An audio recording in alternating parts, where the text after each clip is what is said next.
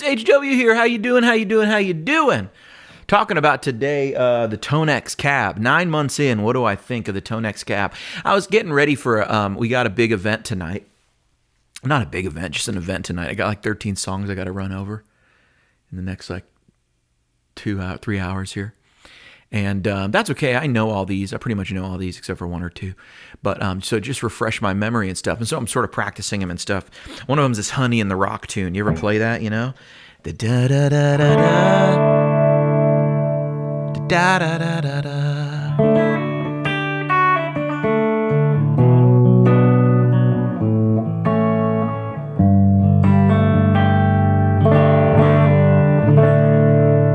But I always play it like this. I always go.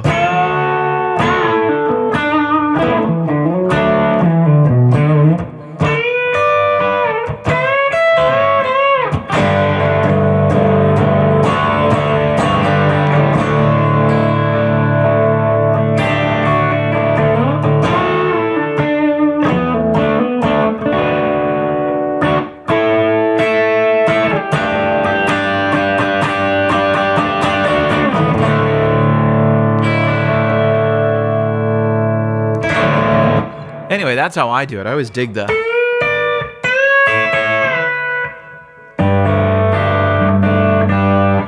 But I'm in Nashville, so I can get away with that sort of thing. Anyway, ToneX Cab. 9 months in, what do I think of it? I got the ToneX Cab 9 months ago. They sent it to me to do a video, right? On like the launch. And I always love being a part of a launch of like good products, you know what I mean? And at the time, I wasn't playing the ToneX pedal as much as I was playing the ToneX software. And that has since changed because ToneX has gotten so popular and I've just been using it more and more. And really, I got to tell you with the V2, it has really, at first I kind of said the V2 like, was like, well, if your ToneX sounds great, it sounds great, right? You know, if you're not gonna, there wasn't an amp you'd hate before and then now you'd love it. But man, there's actually so many of the Tone Junkie V2 stuff that I've just been like, wow, that, like, I got to double check what I'm doing because I'm like, is that the amp on? It really is. To my ear, we're in the area of indistinguishableness, especially now that I'm using this ToneX Cab more and more, because this ToneX Cab does something for me. It gives me kind of an amp in the room thing, and that's sort of what it promises. But I have a little different opinion on it today than I did like 9 months ago. 9 months ago, I was like, you know, what's the best sounding FR cab? And that's sort of like a thing people are always asking. I have used the Tone Master. I use the Kemper cab, which that one really only pairs with the Kemper because it has like a Kemper setting for when you have the Kemper cab. So that one really is just only for the Kemper guys, right? It's like calibrated for the Kemper, and you need the Kemper to turn on its like calibration setting. And then, you know, there's the Friedman stuff. My Line 6 one, I had one and it kicked the bucket, but I want to try that new Line 6 one. But anyway, the ToneX Cab. This is the best one I found. This is the best one I found. And it's the best one I found because I find myself now using it in that live mode all the time.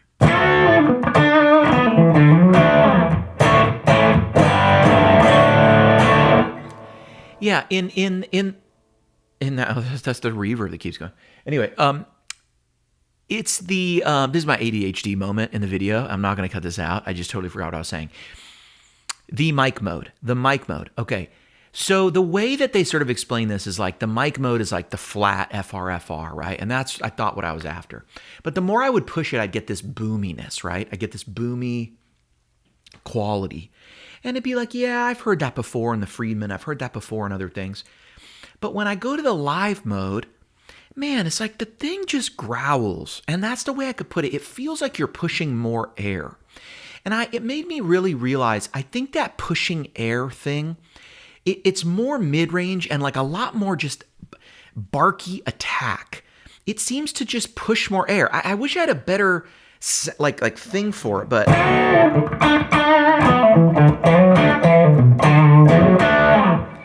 that using this cab really kind of gets me, in my opinion, the best amp in the room feel Now, I want to talk about the tone for a minute.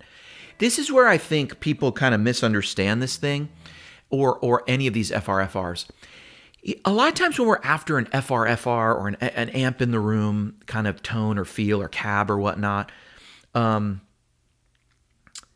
we're looking for something that like what are we looking for? Are we looking for something that's going to make us go, that deluxe reverb now sounds like I have a deluxe reverb in the room?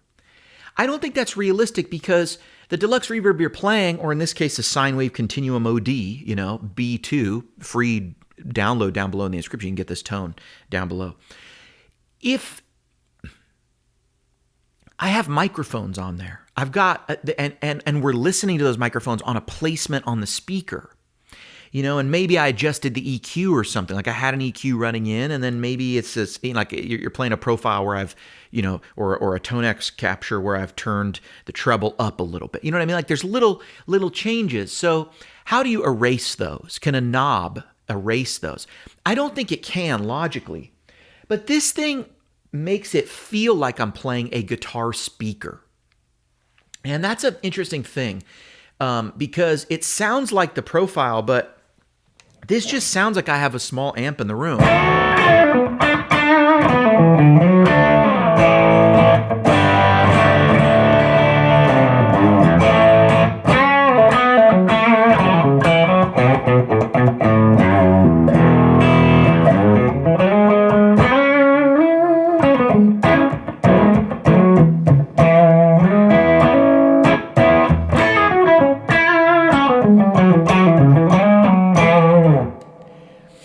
And so coming from, the ToneMaster Pro and all the stuff, I kind of feel like there's like two classes in my head.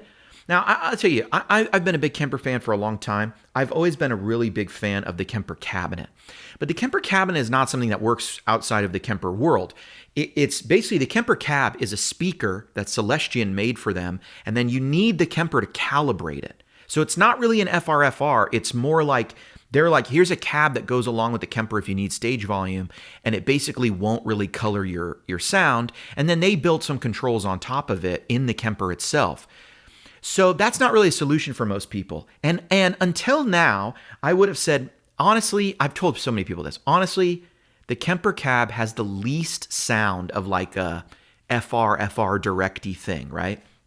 They designed a speaker, they had it made, and it has like a, I get the least amount of like, oh, I'm listening to something that's like hi-fi or whatever. It has almost none of that feel, that sound and feel. It feels very much like a guitar cab. And that was my opinion until I've really started playing this a lot more.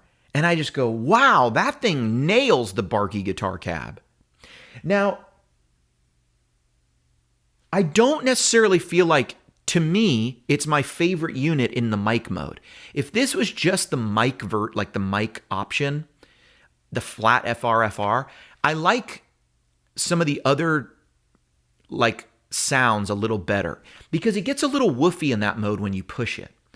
But when I put it on live mode and I push it way up and I push the volume up, I feel like I'm getting a very amp feel and an amp kind of thing where it gets barky and it gets loud and I hear the bass, but it doesn't get that woofy like cheap PA speaker kind of thing, if I can put it like that.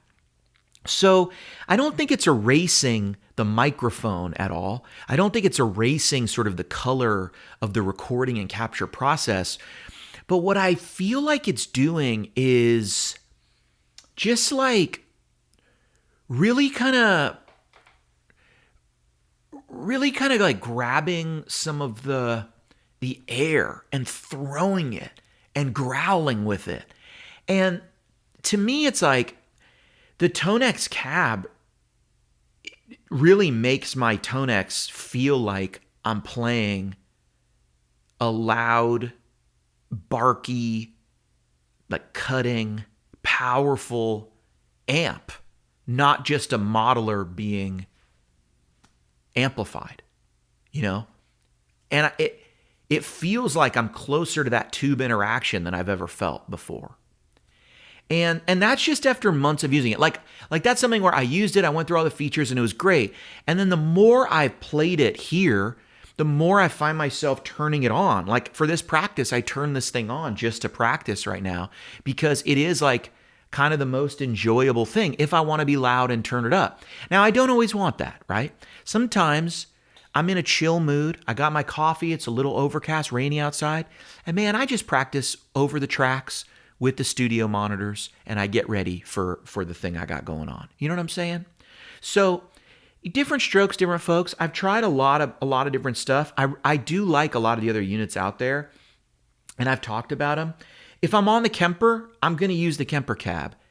But pretty much if I'm on anything else, I'm using this thing because it seems like that's what I plug into it. Now, there are some other units out there that I do like the sound of. I think they sound good, and I plug them in and I think they sound good. The ToneMaster Pro, the Friedman, ACM 12, I think it's called. Yeah, ACM 12, the wedge one that I have, which just still sounds really good. But I do get a little color out of those that I don't think is there. Like the ToneMaster Pro, I think is a little brighter and more. It has a little chime quality, which is actually quite nice. But what I find is on the presence, I have to turn the presence on that thing down below half. I actually feel like I got to turn it to like 4 to really get it to behave a little better with some of the units and be a little more transparent.